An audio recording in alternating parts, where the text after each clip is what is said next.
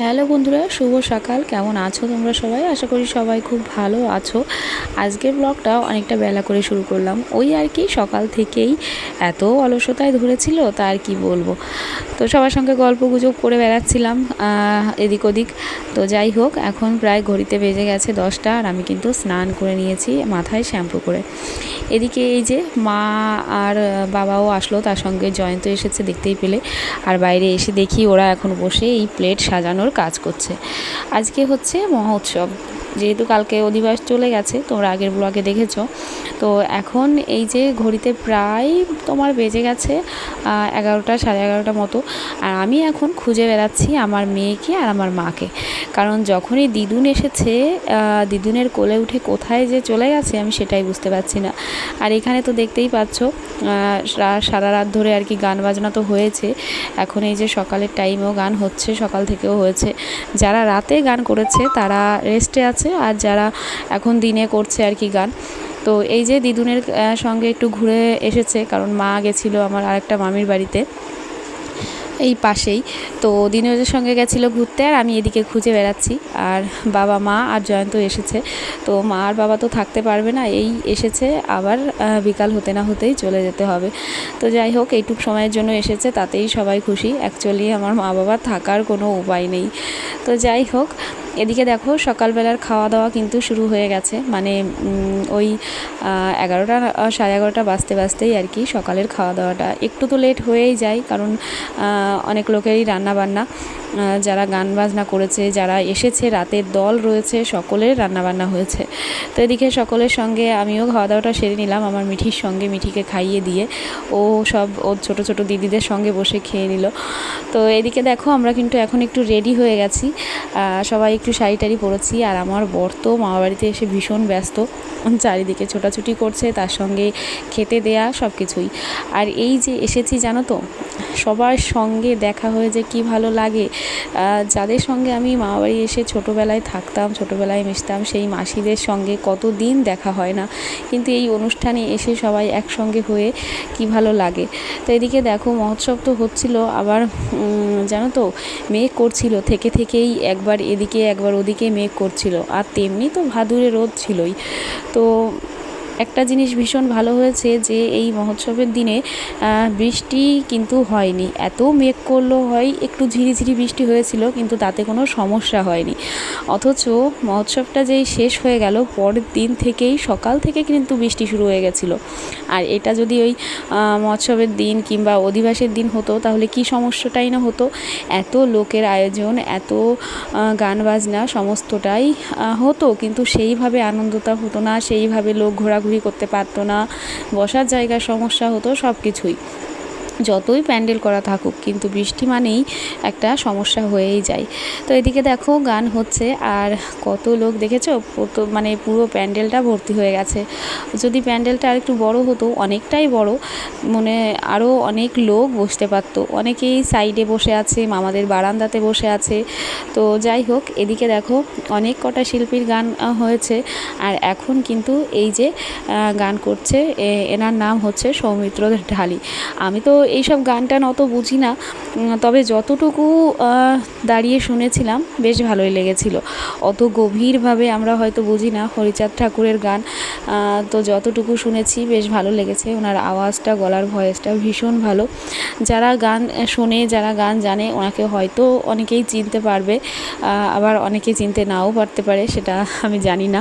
তো যাই হোক, দেখো সকলেই গান শুনছে। আর এখানে আমি এসে প্রথমেই আমার মাকে আর আমার শাশুড়ি মাকে খুঁজে বেড়াচ্ছিলাম সারা প্যান্ডেল, মানে প্যান্ডেলের ভেতর চোখ ঘুরিয়ে ঘুরিয়ে দেখছিলাম যে কোথায়, অথচ ওনাদের আমি খুঁজেই পাচ্ছিলাম না।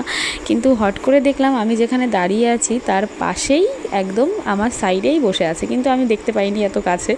তো যাই হোক, তোমাদের দাদাভাই এসে বলল তুমি যাদের খুঁজছো তারা এই দেখো বসে আছে। তো যাই হোক, অনেক তো ভয়েস ওভার দিয়ে কথা বললাম, তোমরা একটু নিজেরাই গানটা শুনে নাও, গান শোনো।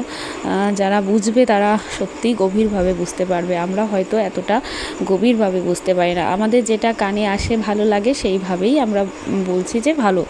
তো যাই হোক, একটু তোমরা গান শোনো, হ্যাঁ।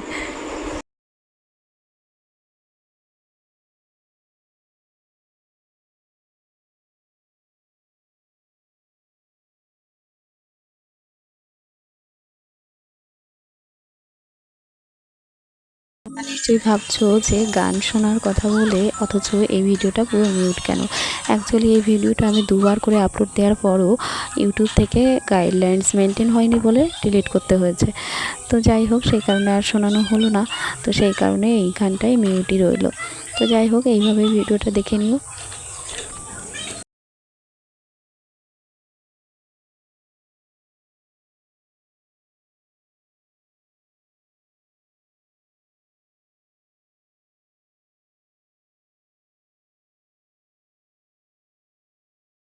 মিঠি একটু সময় ঘরে গিয়ে খেলাধুলো করছিল ওর ছোট ছোট দিদি মিমিদের সঙ্গে।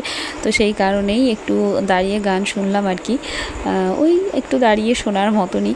তো যাই হোক, এখন আমরা একটু এই যে রাস্তার দিকে এসেছি আর প্রচণ্ড গরম দিয়েছে জানো তো। আর এই যে ভাই হাত থেকে ফোনটা নিয়ে নিল, মানে ভিডিও করবে বলে, অথচ কি ভিডিও করেছে আমি কিছুই জানি না। তো যথারীতি আমরা কিন্তু আবার সকলকে আমাদের ডাকলো আর কি, সমস্ত বাড়ির আর কি, ছেলে মেয়ে বউ নাতিপুতি সবাইদের আর কি।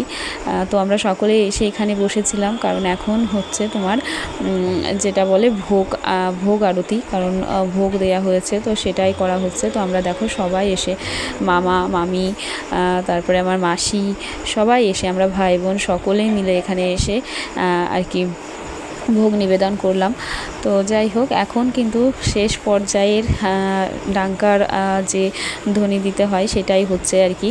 আর ভীষণ আর কি সবাই আনন্দ করে একদম হরিচাঁদ ঠাকুরকে স্মরণ করে, কি বলবো, এটা সবাই যে যার মতন নিজের মনের আশা আকাঙ্ক্ষা জানাচ্ছে। এটাই হচ্ছে আমাদের এই মানে মৎসবের আজকের হচ্ছে লাস্ট মানে ডাঙ্কার বাড়ি, সবাই যে যার মতন হরিবোল দিচ্ছে। তো